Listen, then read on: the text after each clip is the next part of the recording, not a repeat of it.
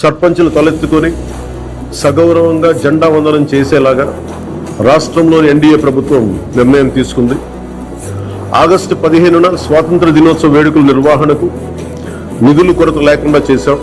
చిన్న పంచాయతీలకి 10,000 రూపాయలు, మేజర్ పంచాయతీలకి 25,000 రూపాయల చొప్పున నిధులు సమకూరుస్తున్నాం. దానికోసమని జీవోను కూడా రిలీజ్ చేశాం. దీనిని పంచాయతీ సర్పంచులు దీన్ని పూర్తిగా సద్వినియోగం చేసుకోమని నేను విన్నవించుకుంటా ఉన్నాను. ఇప్పటి వరకు పంచాయతీలకి ఇంత పెద్ద స్థాయిలో ఆగస్టు 15, జనవరి 26 వేడుకలకు నిధులు ఇచ్చింది లేదు. 34 సంవత్సరాలుగా 1990 నుంచి ఈ మొత్తం ఇప్పటి దాకా పెంచలేదు. 34 సంవత్సరాలుగా ఈ పండుగలకి, జెండా వందనం పండుగ కానీ, గణతంత్ర దినోత్సవానికి కానీ 100 రూపాయలు, 200 రూపాయలు చొప్పున ఇచ్చేవాళ్ళు. ఈ మొత్తాన్ని గణనీయంగా పెంచాలని చెప్పి కూటమి ప్రభుత్వం నిర్ణయం తీసుకొని